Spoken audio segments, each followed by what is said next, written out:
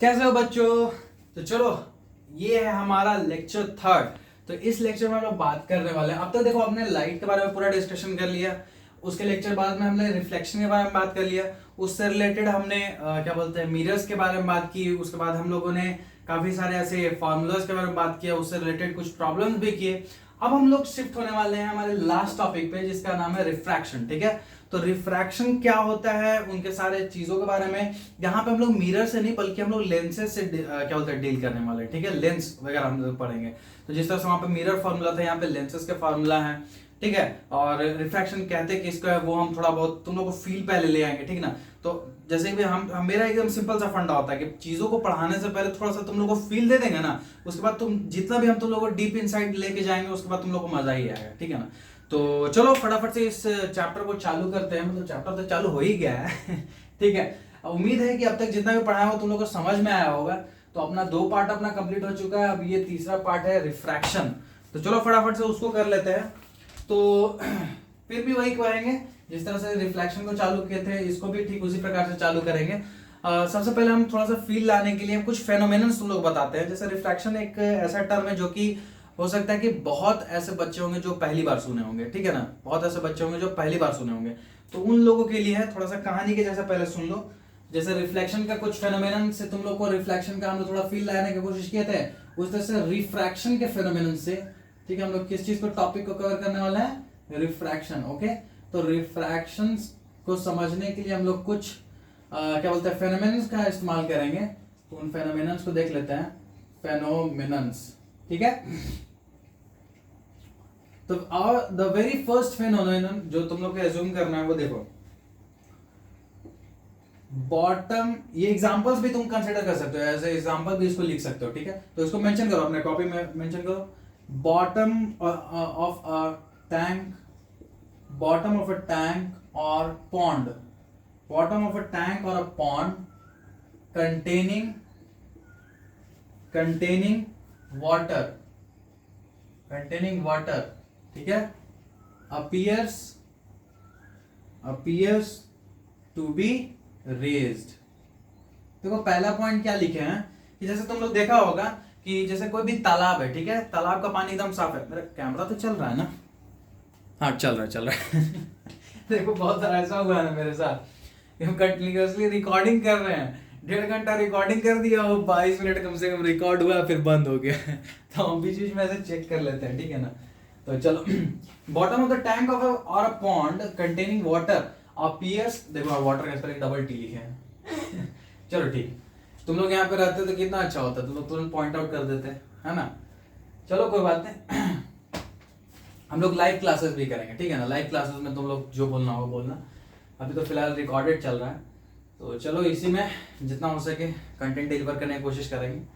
देखो क्या बोल लिखे हैं, बॉटम ऑफ अ टैंक और a pond containing water appears to be raised. यानी कि तुम देखा होगा कि जो पॉन्ड होते हैं, जो तालाब होता है या फिर जो टंकी होता है, ठीक है ना, अगर उसमें पानी भरा है ना तो उसका जो सरफेस होता है ना, अगर ऊपर से ऐसे देखोगे ना तो लगेगा कि वो थोड़ा ऊपर उठा हुआ है। उसका जो डेप्थ होगा ना वो एक्चुअल डेप्थ दिखता नहीं है। मान लो कि 4 मीटर डेप्थ होगा तो देखने में लगेगा 2 ही मीटर है। मतलब वही चीज लिखा है यहाँ पे। ऐसा तुम लोग कभी कभी एक्सपीरियंस किया होगा। एज्यूम करो ये सब चीज। या फिर thick glass slab is placed over some printed matter. ठीक है, तो उससे क्या होता है, प्रिंटेड मैटर्स के ऊपर में अगर थिक स्लैब रख दिया जाए तो उससे क्या होता है, उससे होता है कि जो लेटर्स होते हैं, letters appear raised when viewed through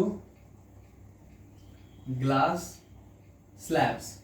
ठीक है, देखो ऐसे भी देखोगे जनरली ऑफिसेस वगैरह में देखोगे कि वो लोग टेबल रखते हैं और टेबल के ऊपर में कुछ क्या बोलते हैं उनका जो इंपॉर्टेंट डॉक्यूमेंट्स होता है या फिर कैलेंडर्स होता है, वो पैम्पलेट्स वगैरह रखते हैं और उसके ऊपर ग्लास का स्लैब होता है।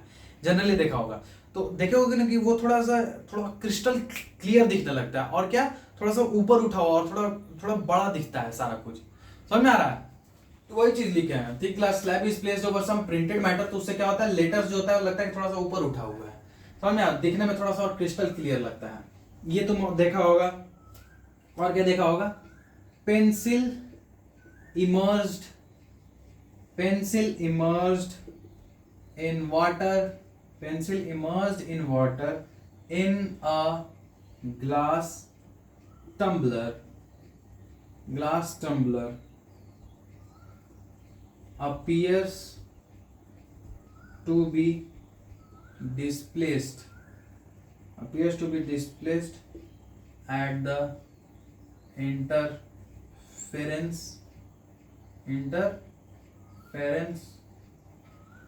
of air and water।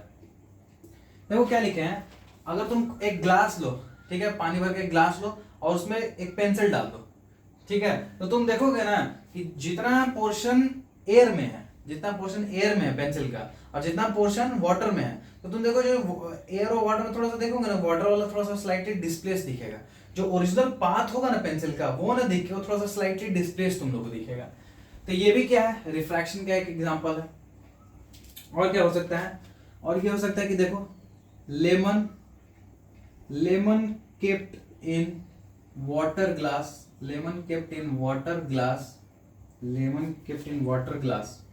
Lemon को अगर तुम वाटर ग्लास में अगर तुम रखोगे तो क्या तुमको देखने को मिलेगा? appears to be bigger than its actual size when viewed from side, ठीक है, when viewed from sides। क्या लिखे हैं, इसको साफ ही कर देते हैं यार।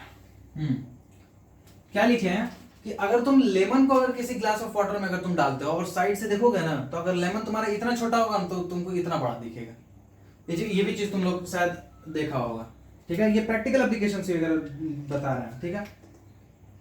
अब क्या करो, उस ग्लास ऑफ वाटर में क्या करो कि वाटर को हटा के केरोसिन डाल दो, ठीक है, वाटर को हटा के केरोसिन डाल दो, तो देखोगे कि जो क्या बोलते हैं, वो जो साइज है ना वो थोड़ा डिफर कर गया। वो ज्यादा बड़ा दिख रहा था अगर वाटर में, तो इसमें थोड़ा सा और कम दिखेगा, या फिर इससे भी हो सकता है ज्यादा बड़ा दिखे। और कोई मीडियम चेंज कर दो, कोई लिक्विड डाल दो, तो और देखोगे कि साइज उसमें डिफरेंस पड़ने लगा। समझ में आ रहा है? वही चीज यहां लिख रहे हैं कि changing media from water to kerosene या फिर टारपिन तेल जिसको बोलते हैं, टर्पेंटाइन, अगर उसको डालोगे तो extent of effect is different for different pair of media. वही चीज लिखे हैं कि मान लो कि एक बार तुम केरोसिन डाल रहे हो, एक बार तुम टर्पेंटाइन डाल रहे हो, टारपिन तेल डाल रहे हो, तो दोनों में देखोगे ना तो लेमन का साइज में डिफरेंस तुमको देखने को मिलेगा। समझ, एक बार वाटर डालो, एक बार क्या बोलते हैं केरोसिन डाल दो, टर्पेंटाइन डाल दो, सब केसेस में तुमको अलग मिलेगा, ठीक है ना। तो इसका मतलब हम लोग यहां से ये कंक्लूड किए कि मीडियम अगर चेंज कर रहे हैं तो इफेक्ट हमारा चेंज हो रहा है। तो यहां से हम एक चीज बोलते हैं कि लाइट डज नॉट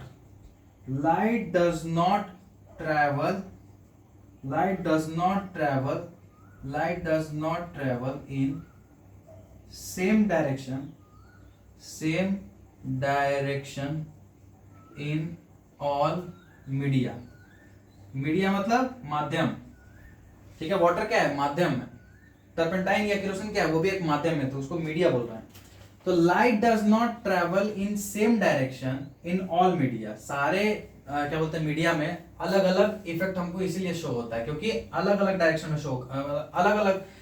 में लाइट जो है वो ट्रेवल करता है, ठीक है। तो यहां से हम लोग ये कंक्लूड किए कि when travelling,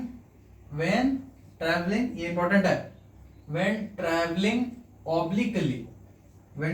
obliquely from one medium to another the direction of propagation of light in the second medium changes. This phenomenon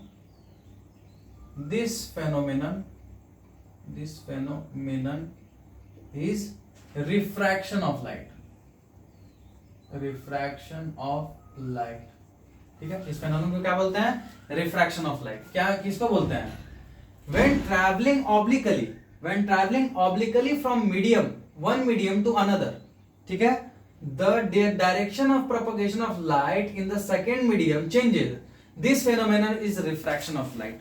इसको थोड़ा सा और हम लोग इसको डायग्राम से थोड़ा समझते हैं, ठीक है? इसको थोड़ा सा क्या डायग्राम से समझते हैं। मान लो ये कोई एक मीडियम है, ये क्या है? मीडियम है, ठीक है, ये कोई एक मीडियम है। इधर तुम्हारा एयर है, ठीक है, लेट्स से इस मीडियम का नाम एयर, लेट्स से हम ग्लास ले लिए, और इधर क्या है? एयर है। अब हम लोग क्या कर रहे हैं? एक रे ऑफ लाइट को इंसिडेंट कर रहे हैं। अब रे ऑफ लाइट को इंसिडेंट किए तो नेचर के हिसाब से जाना तो इसको सीधा चाहिए था,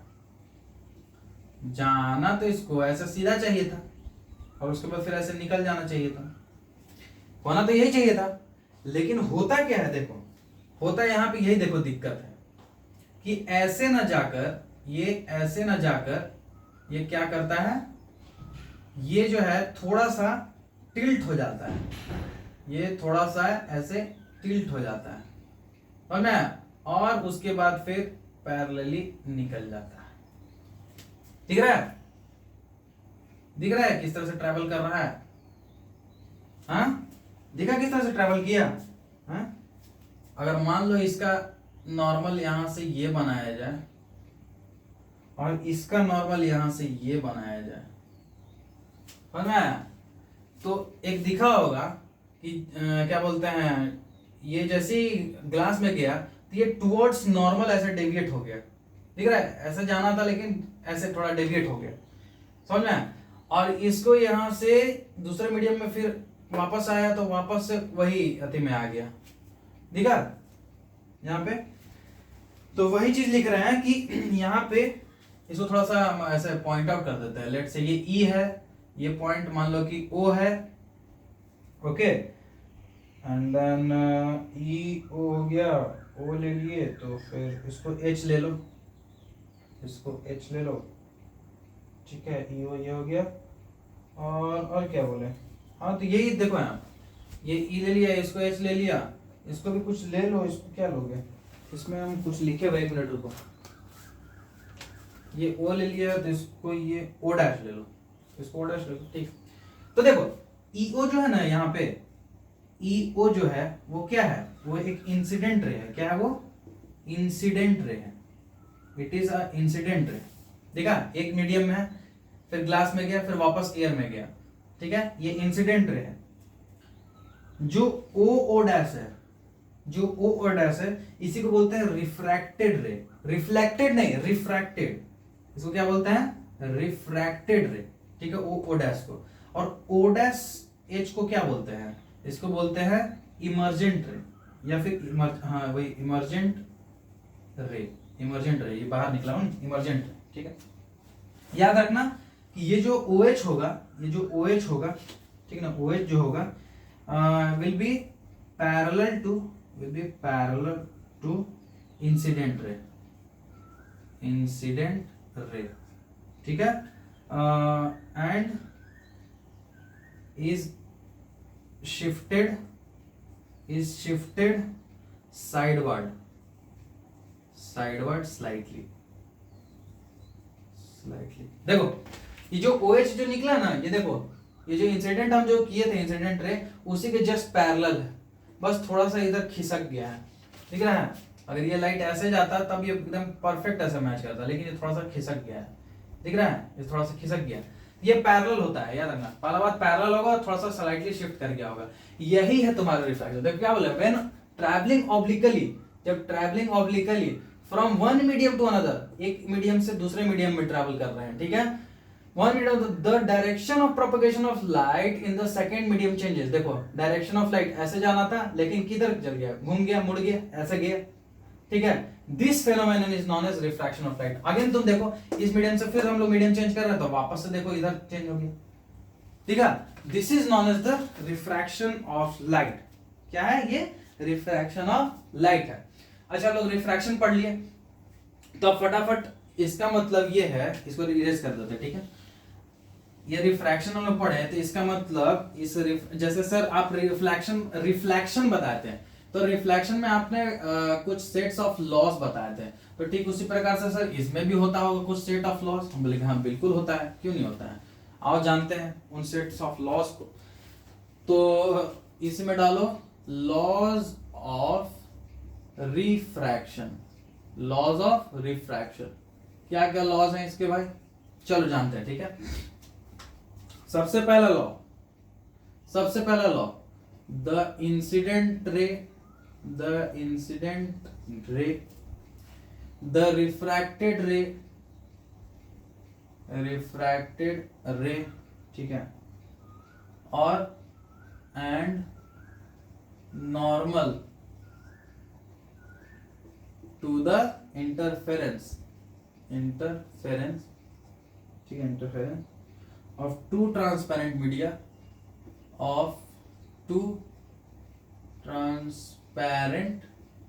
media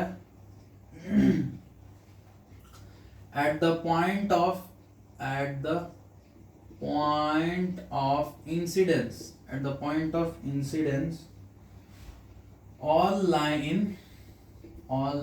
in सेम प्लेन। वही है पुराने वाले रिफ्लेक्शन वाला है कि क्या बोलते हैं, इंसिडेंस एंगल, नॉर्मल एंगल, और ये जो रिफ्रैक्टेड रे जो है ये क्या हो, एंगल नहीं सॉरी सब रे बोल रहे हैं कि इंसिडेंस रे, नॉर्मल और ये रिफ्रैक्टेड है, सब कहाँ जहाँ पॉइंट्स ऑफ इंसिडेंस है वहीं पे सेम प्लेन पे ये लोग लाई करेगा, ठीक है, यही चीज है। और दूसरा क्या है, दूसरा देखो ये इंपॉर्टेंट है, ठीक है, ये इंपॉर्टेंट है, इसको याद रखना। रेशियो मतलब याद तो दोनों का रखना है किसी को भूलना नहीं है। Ratio of sine angle of incidence,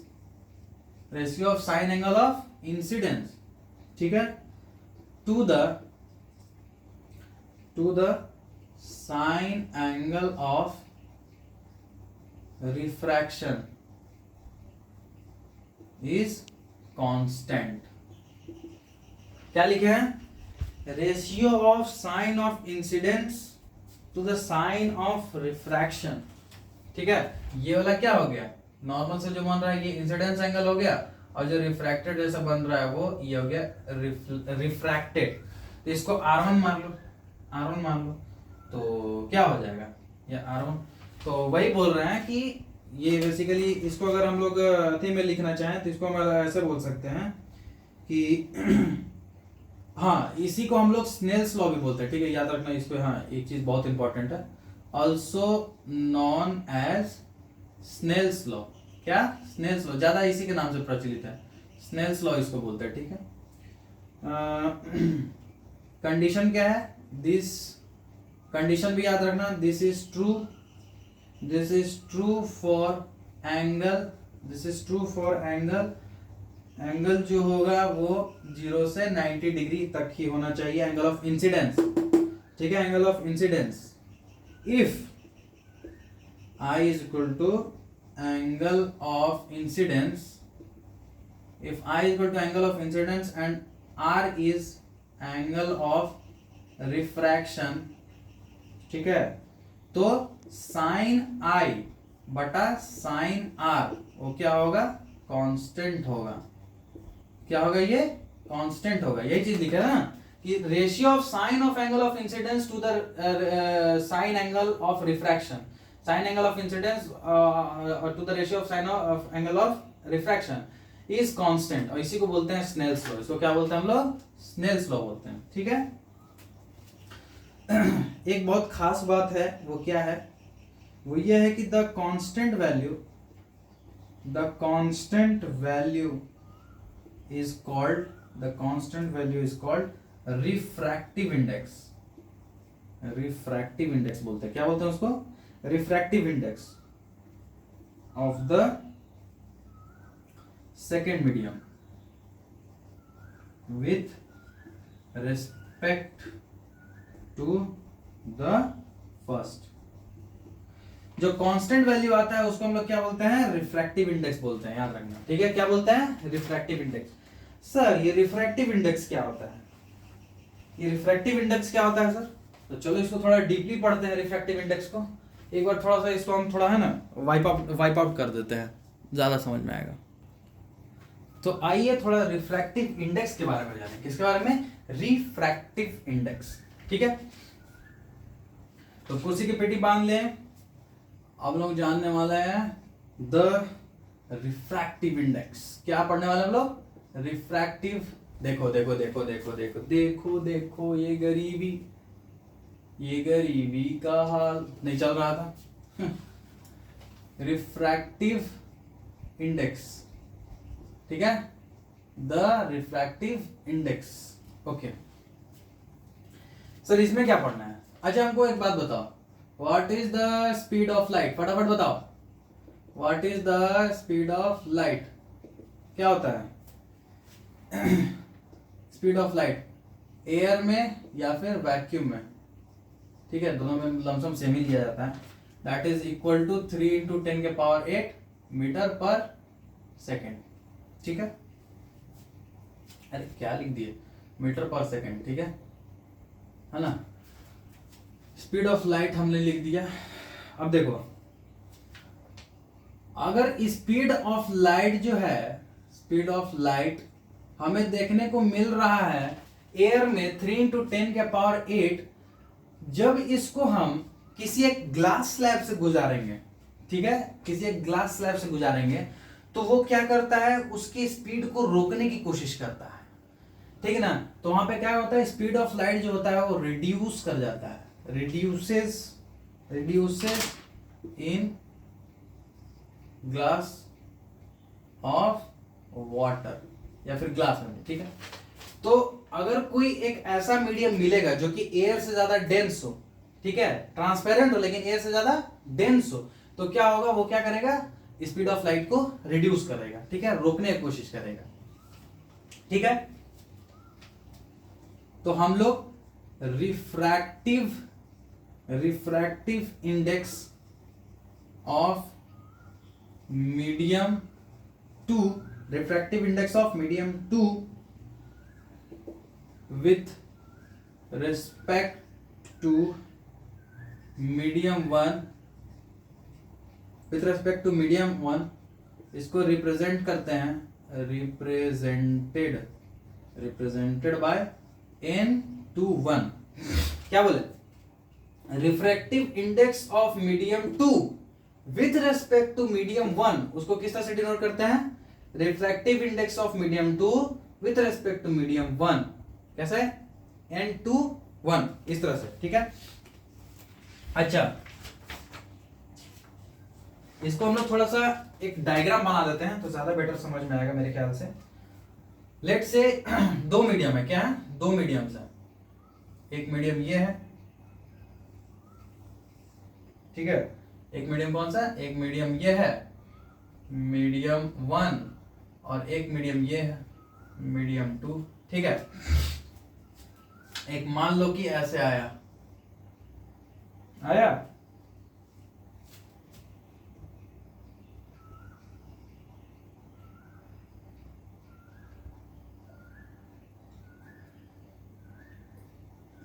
तो जनरली क्या होगा कि ये थोड़ा सा, इसको जाना चाहिए था तो ऐसे, लेकिन जाएगा कैसे? थोड़ा सा बेंड होके, यही ना है? अभी यही चीज तो बताए थे हम, कुछ इस प्रकार से, समझ में आया? ये कुछ इस प्रकार से जाएगा, ओके? तो ये मीडियम 1 था, मीडियम 2 था। तो हम लोग क्या बोल रहे हैं? मैं बस ये बोल रहा हूं कि हम लोग क्या, रिफ्रैक्टिव इंडेक्स ऑफ मीडियम 2 आखिर उस को, स्पीड ऑफ लाइट को कितना अपोज कर पा रहा है, कितना रोक पा रहा है, उसको हम लोग किसे डिनोट करेंगे?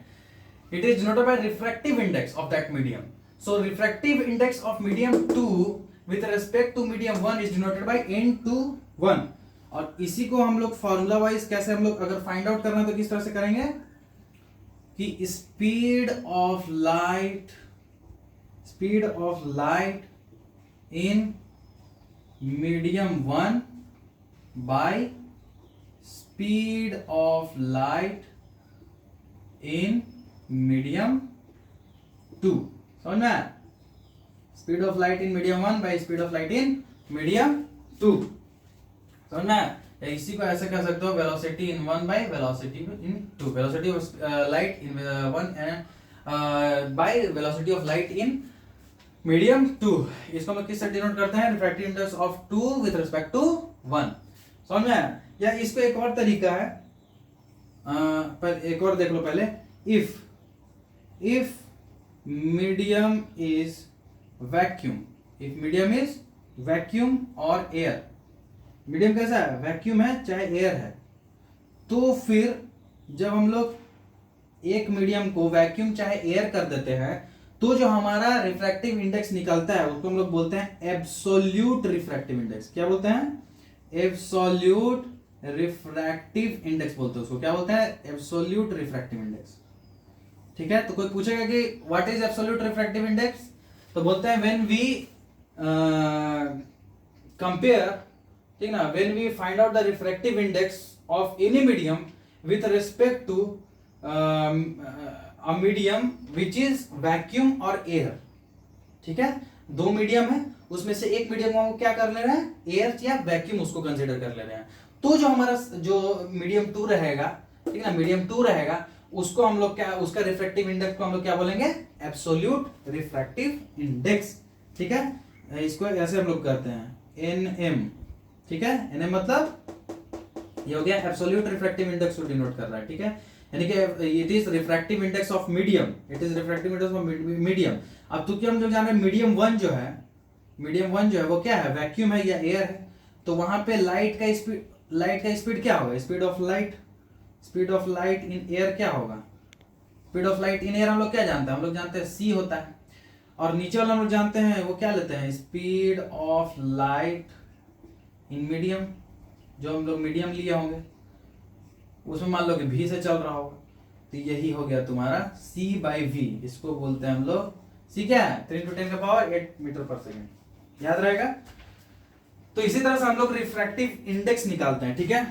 अब जनरली रिफ्रैक्टिव इंडेक्स जो होता है ना, मतलब ऐसे फाइंड आउट किया हुआ है. ठीक है. रिफ्रैक्टिव इंडेक्स जो है बेसिकली फाइंड आउट किया हुआ है. जैसे कि एक सिंपल सा ले ले कि रिफ्रैक्टिव इंडेक्स ऑफ वाटर को बोलते हैं. यहाँ मीडियम जगह लिखा हुआ है ना, मीडियम लिखा है, तो absolute refractive index of water क्या हो जाएगा? मीडियम की जगह वाटर यहाँ कर दिया, वाटर के लिए W यूज कर रहे हैं. तो रिफ्रैक्टिव इंडेक्स ऑफ वाटर मान लो कि दिया हुआ है 1.33. तो इसका मतलब कि वाटर का जो रिफ्रैक्टिव इंडेक्स है इन कंपैरिजन टू एयर वो कितना हो गया? 1.33. सिमिलरली अगर हम लोग ग्लास का लेंगे तो 1.52 ऐसे दिया रहेगा. तो ये कोई रटने का जरूरत नहीं है, पूरा टेबल तुम्हारे बुक में दिया हुआ है, रटने का जरूरत नहीं है. कभी भी क्वेश्चन में आएगा तो क्वेश्चंस में कभी भी ये मेंशन होगा, क्वेश्चन में तुमको ये मेंशन होगा. कोई दिक्कत वाला बात नहीं है. ठीक है. अगर दिक्कत वाला बात है तो वो क्या है, वो हम आगे पढ़ेंगे. तो उसके लिए हम लोग सबसे पहले इसको हम इरेज कर लेते हैं. क्या कर लेते हैं? इरेज कर लेते हैं. यहां से हम लोग एक सिंपल सा ऐसे बना देते हैं थोड़ा सा, ताकि अपने को स्पेस मिल जाए. ठीक है. ऑप्टिकल डेंसिटी किसको बोलते हैं?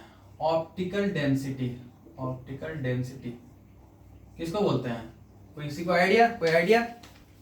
हेलो एनीबॉडी, किसी को आइडिया है ऑप्टिकल डेंसिटी किसको बोलते हैं? It is ability of medium to refract light. जो जितना ज्यादा रिफ्रैक्ट करेगा लाइट को उसका ऑप्टिकल डेंसिटी उतना ही बोलेंगे. समझ आ रहा है? उतना ही बोलेंगे. ओके. सो रेयरर मीडियम, ठीक है, कोई रेयरर मीडियम है तो इसका मतलब वो क्या है? ऑप्टिकली रेयरर मीडियम है. ऑप्टिकली रेयरर मीडियम है.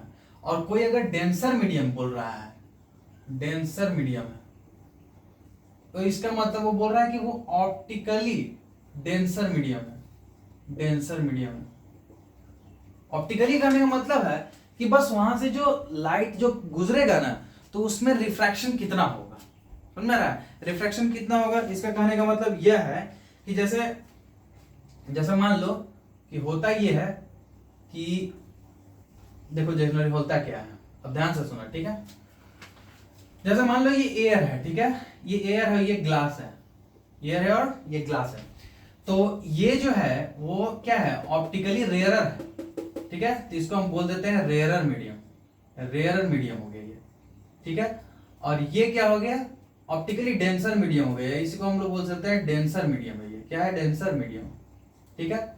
अब क्या होगा ना कि यहां से जब भी कोई एक लाइट आएगा, ठीक है, तो हम यहाँ नॉर्मल ड्रॉ कर लेते हैं, यहाँ पे भी नॉर्मल ड्रॉ कर लेंगे।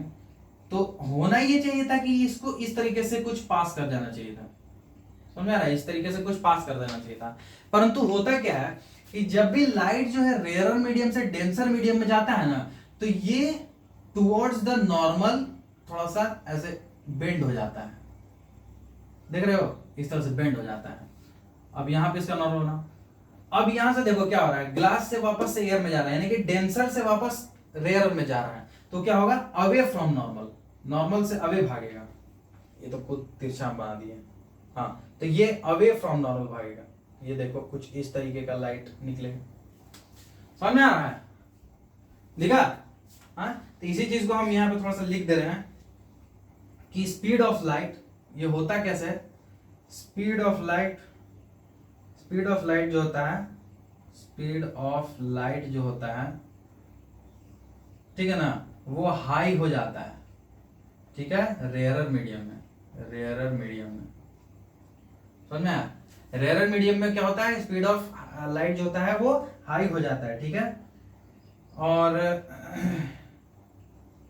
थोड़ा सा हाई हो, और speed of light, speed of light जो होता है वो स्लो हो जाता है, इसमें डेंसर मीडियम में, डेंसर मीडियम में। या इसी को एक और तरीका से कर सकते हैं कि जो रे ऑफ लाइट है, रे ऑफ जो लाइट है, रे ऑफ लाइट अगर रेयरर टू डेंसर जा रहा है, रेयरर टू डेंसर जा रहा है, तो अब डेंसर में जाता तो हम क्या लिख पाए कि लाइट का जो स्पीड होगा वो स्लो कर जाएगा। तो स्लो करता है तो क्या होता है, डेंस में जाएगा, कभी भी डेंस में जाएगा तो टुवर्ड्स द नॉर्मल, इधर towards the normal, so it slows down, it slows down and bends towards normal, समझ में आया? ठीक उसी प्रकार से कि अगर कोई रे ऑफ लाइट है, कोई रे ऑफ लाइट है और वो डेंसर टू रेयरर जा रहा है, तो उसमें क्या होगा कि जो लाइट का जो स्पीड होगा वो स्पीड अप हो जाएगा, ठीक है, स्पीड बढ़ जाएगा, स्पीड अप हो जाएगा and bends away, away from normal, away from normal, समझ में आ रहा है? away from normal। इसको किस तरह से हम लोग समझ सकते हैं, इसको हम लोग किस तरह से समझ सकते हैं कि जैसे मान लो कि ये डेंसर में, अरे अभी रेयरर में था, रेयरर से ये डेंसर में जा रहा है, तो रेयरर से डेंसर में जाता है तो हम क्या बोले, स्लोज डाउन, उसका लाइट का स्पीड स्लो कर देगा और जो नॉर्मल है उसके तरफ चल जाएगा। ये देखो इधर जाना था, इसको ऐसे जाना था, लेकिन ये नॉर्मल की तरफ झुक गया, ये नॉर्मल लाइन है, ठीक है, ये नॉर्मल लाइन है, नॉर्मल की तरफ झुक गया। और फिर यहाँ देखो डेंसर से वापस रेयर में जाना था, डेंसर से रेयर में जाना था, इसका स्पीड वापस बढ़ जाता है और ये क्या होता है, नॉर्मल से अवे भाग जाता है, दिख रहा है? वही चीज यहाँ पर हुआ है। तो क्या मैं ऐसा बोल सकता हूं कि रिफ्रैक्टिव, सॉरी, हाँ, कि ऑप्टिकल डेंसिटी, क्या ऑप्टिकल डेंसिटी अगर मेरा बढ़ेगा तो रिफ्रैक्टिव इंडेक्स भी बढ़ेगा।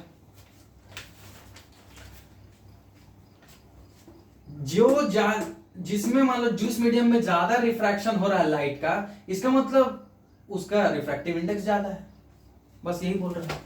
Optical density is directly proportional to R I, मतलब ऑप्टिकल डेंसिटी बढ़ेगा तो रिफ्रैक्टिव इंडेक्स भी बढ़ेगा। इसका मतलब एयर का ऑप्टिकल डेंसिटी कम है, उसमें कम रिफ्रैक्शन होगा, दिख रहा है, उसमें कम रिफ्रैक्शन होगा, समझ में? इसका मतलब उसका रिफ्रैक्टिव इंडेक्स कम है, ठीक उसी प्रकार से इसका ऑप्टिकल डेंसिटी ज्यादा है तो यहाँ पे रिफ्रैक्टिव इंडेक्स भी ज्यादा होगा, ये ज्यादा रिफ्रैक्शन करेगा यहाँ पे लाइट।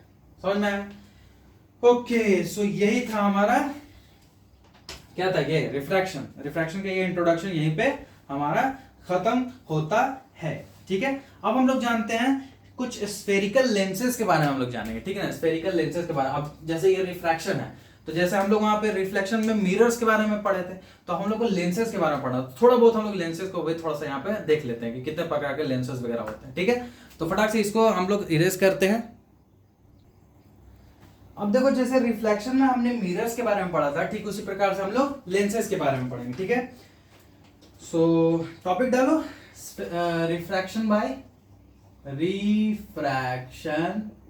Bye spherical lenses.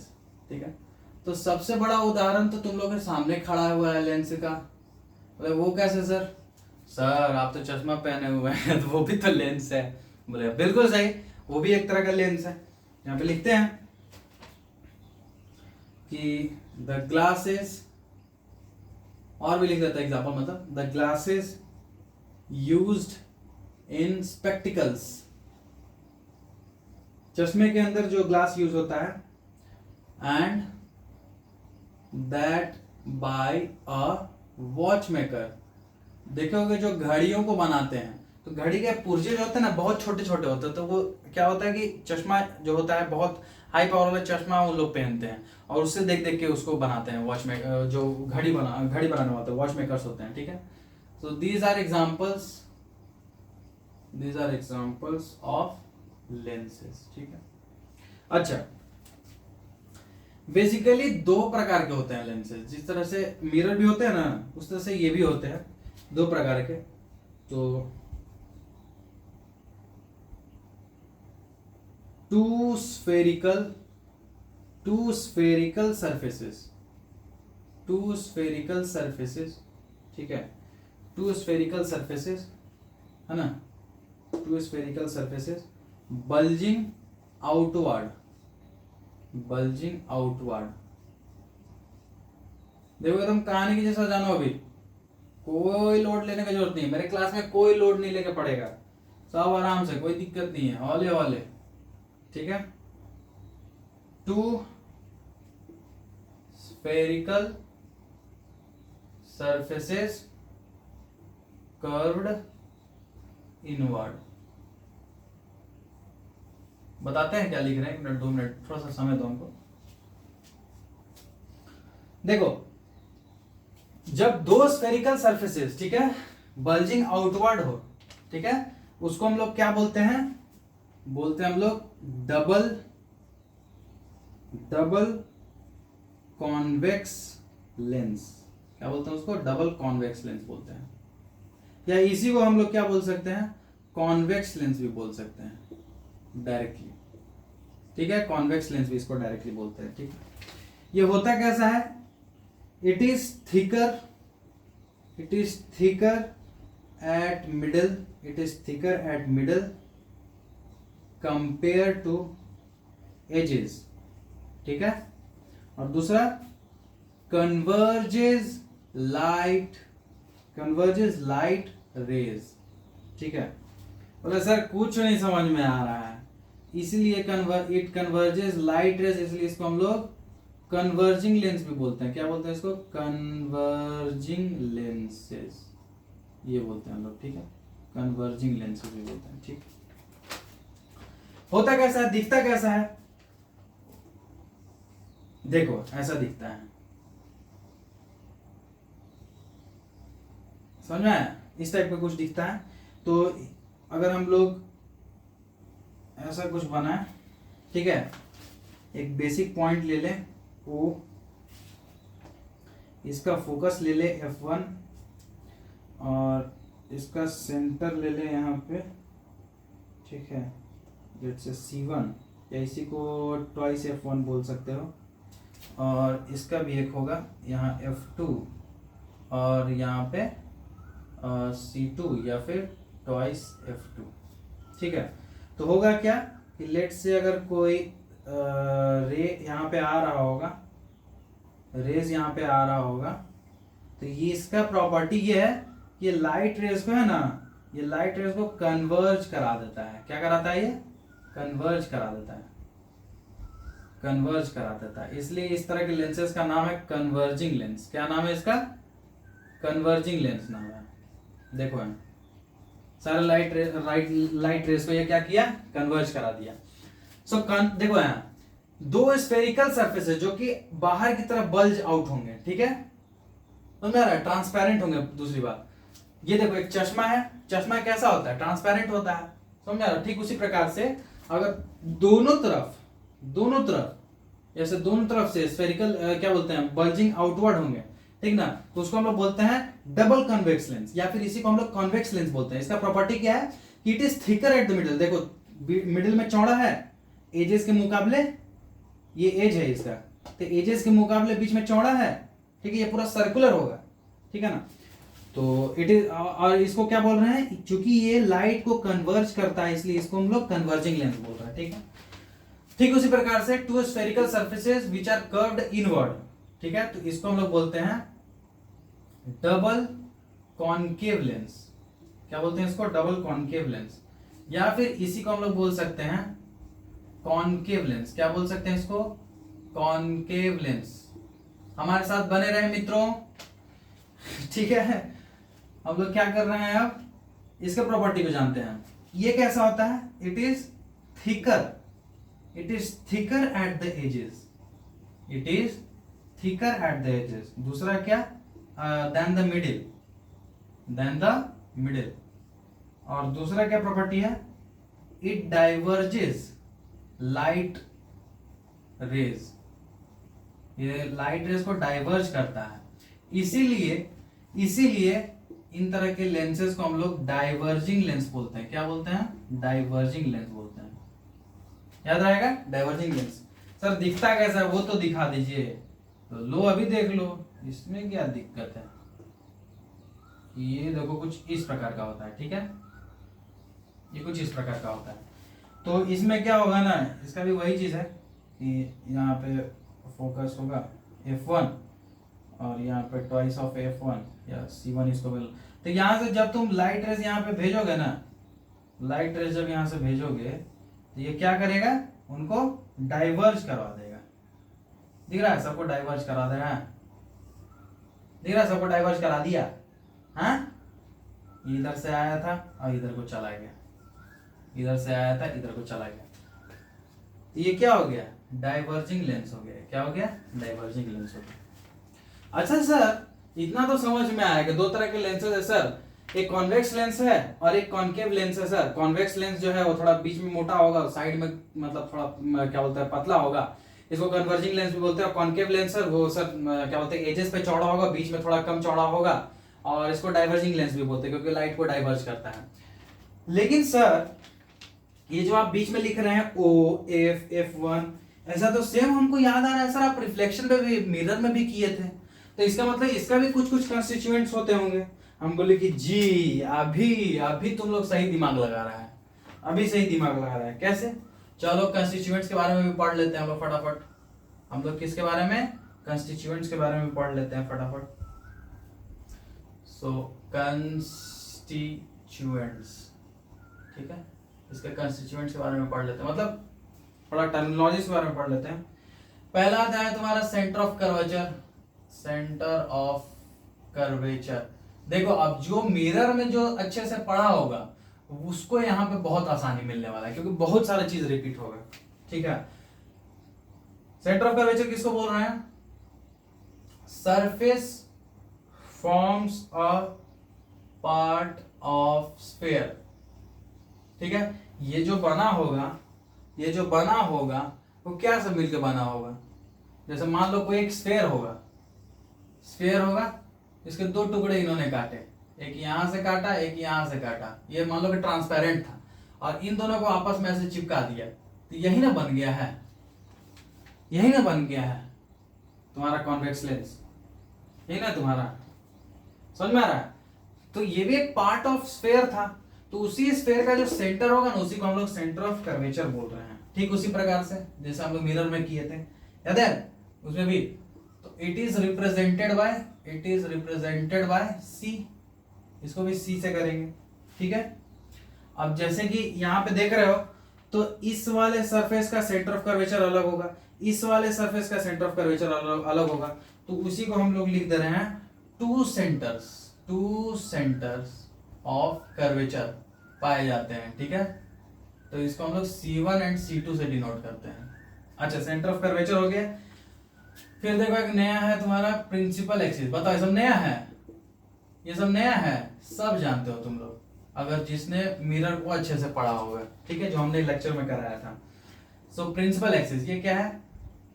एक इमेजिनरी लाइन है पासिंग थ्रू, इमेजिनरी लाइन है that is passing through the two centres of curvature. जो दो सेंटर्स ऑफ कर्वेचर, जैसे ये C1 है, ये C2 है, तो इन दोनों से जो लाइन पास करेगा ना, जो इस लेंस को टू इक्वल हाफ में डिवाइड करता है, तो उसको हम लोग बोलेंगे प्रिंसिपल एक्सिस। क्या बोलेंगे? प्रिंसिपल एक्सिस, ठीक है। एक देखो ऑप्टिकल सेंटर है, क्या है? ऑप्टिकल सेंटर, ये थोड़ा सा नया है। जैसा वहां पोल था ना, ठीक उस तरह से यहाँ ऑप्टिकल सेंटर है, ठीक है। It is the centre point of lens, it is centre point of lens, ठीक है। लेंस रिप्रेजेंटेड बाय ओ से हम लोग रिप्रेजेंट करते हैं, याद रखना, ठीक है ना, ओ से रिप्रेजेंट करते हैं। अच्छा, अपर्चर किसको बोलते हैं? बस सर, ये तो पाते हैं सर, फिर भी लिखा दे रहे, कोई दिक्कत नहीं है। It is the effective diameter, it is the effective diameter of circular outline of spherical lens. वही बात है, अपर्चर किसको बोलेंगे? ये मान लो ये M ले लिए, ये N ले लिए, तो यही है। इसको ऊपर से देखेंगे तो एक सर्कल दिखेगा ना, उसका डायमीटर होगा, वही है तुम्हारा अपर्चर। अच्छा, यहाँ पे याद है वहां पे प्रिंसिपल फोकस होता था। अब चूंकि यहाँ पे दो ठो है फोकस, देखो यहाँ पे F1 है और F2 है, दोनों तरफ है ना, तो यहाँ दो, जब सिंगुलर के लिए फोकस और प्लूरल के लिए हम लोग क्या यूज करते हैं? फोकाई। क्या यूज करते हैं? फोकाई। ये क्या लिख दिया हम? एक मिनट, प्रिंसिपल, एक मिनट देखो, फिर गलती हो गई। प्रिंसिपल फोकाई, ये क्या हो रहा है? तुम लोग वहां से टोना कर रहा है क्या? जादू टोना कोई कर रहा है? कोई बंगाल से है क्या? कोई कोलकाता वगैरह से भी हो क्या? जरूर हाय जरूर लिख देना, ठीक है। सो F1 एंड F2 ये क्या है? प्रिंसिपल फोकाई है वहां के, ठीक है। फोकल लेंथ किसको बोलते हैं? ये तो जानते होगे, वही चीज है, वापस रिपीट। फोकल लेंथ किसको बोलते हैं? It is the distance between principal focus, it is difference between principal focus from, वहां पे क्या होता था? पोल से, यहाँ पे क्या हम लोग लिखेंगे? ऑप्टिकल सेंटर से, ठीक है। इसको रिप्रेजेंट करते हैं, रिप्रेजेंटेड बाय स्मॉल f, ठीक है। तो ये हमने कंस्टिट्यूएंट्स भी इसके क्लियर कर लिए, ठीक है। ये हमने सारे कंस्टिट्यूएंट्स भी इसके क्लियर कर लिए।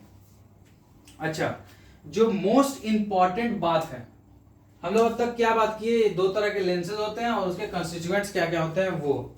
अब जो मोस्ट इंपॉर्टेंट बात है उसके बारे में थोड़ा सा हम लोग चर्चा कर लेते हैं, ठीक है ना। हम लोग वहां पे मिरर्स में एक कंडीशन डाल लेते हैं कि जितना भी हम लोग पढ़ने वाले हैं मिरर के बारे में, वो हम लोग बोले थे कि सारा का अपर्चर जो होगा वो बहुत स्मॉल होगा, अपर्चर जो होगा बहुत ज्यादा स्मॉल होगा, ठीक है। वो एक कंडीशन हम लोग डाल देते हैं, all the mirrors are for small apertures. ठीक उसी प्रकार से जितना भी हम लोग पढ़ेंगे, ठीक है, तो हम पहली बात बता रहे हैं, we shall confine our discussion in this chapter क्या हम लोग मान के चल रहे हैं, पहला for lenses whose aperture is much less, हम लोग पहले कुछ assumption मान के चल रहे हैं कि for lenses whose aperture is much less than its radius of curvature, तो यानी कि वैसे लेंसेज को हम कंसीडर केवल करेंगे जिसका रेडियस ऑफ कर्वेचर से उसका अपर्चर छोटा, ठीक है। अच्छा, two centres of curvatures are equidistant from optical centre. कहने का अर्थ है कि जैसे मान लो कि ये कोई लेंस है, ठीक है, और इसका ये ऑप्टिकल सेंटर है, तो ये जो क्या बोलते हैं सेंटर ऑफ कर्वेचर होगा ना C1 और C2, ये दोनों आपस में वो मतलब ये डिस्टेंस और ये डिस्टेंस दोनों के दोनों बराबर होगा, याद रखना, ठीक है। तो वही टर्म्स एंड कंडीशंस में लगा है। तीसरा है सच लेंसेज आर कॉल्ड, इन तरह के लेंसेज को हम लोग क्या बोलते हैं, thin lenses with small apertures, ठीक है। ऐसे लेंसेज को हम लोग क्या बोलेंगे, thin lenses with small apertures. तो इन्हीं तरह के लेंसेज से हम लोग डील करने वाले हैं। जैसे मिरर में हम लोग किस तरह से ऑब्जेक्ट को रख के और इमेज बना रहे थे ना, ऑब्जेक्ट को रख के हम लोग इमेज का फॉर्मेशन कर रहे थे, ठीक उसी प्रकार से हम लोग लेंसेज में भी सेम करने वाले हैं। ऑब्जेक्ट को रखेंगे, इमेज बनाएंगे, ऑब्जेक्ट को रखेंगे, इमेज बनाएंगे, ऑब्जेक्ट को रखेंगे, इमेज बनाएंगे। किस तरह से ऑब्जेक्ट को रखने से इमेज फॉर्म हो रहा है, पूरा प्रोसेस हम लोग डिस्कस करेंगे, ठीक है। तो इस लेक्चर के लिए यहीं तक रहने देते हैं, ठीक है। सो अच्छे से पढ़ो, मन लगा के पढ़ो। नेक्स्ट लेक्चर में हम लोग इस चैप्टर को रैप अप कर देंगे अच्छे से, ठीक है। तो चलो मिलते हैं नेक्स्ट लेक्चर में इसके। अच्छे से रहो सब कोई।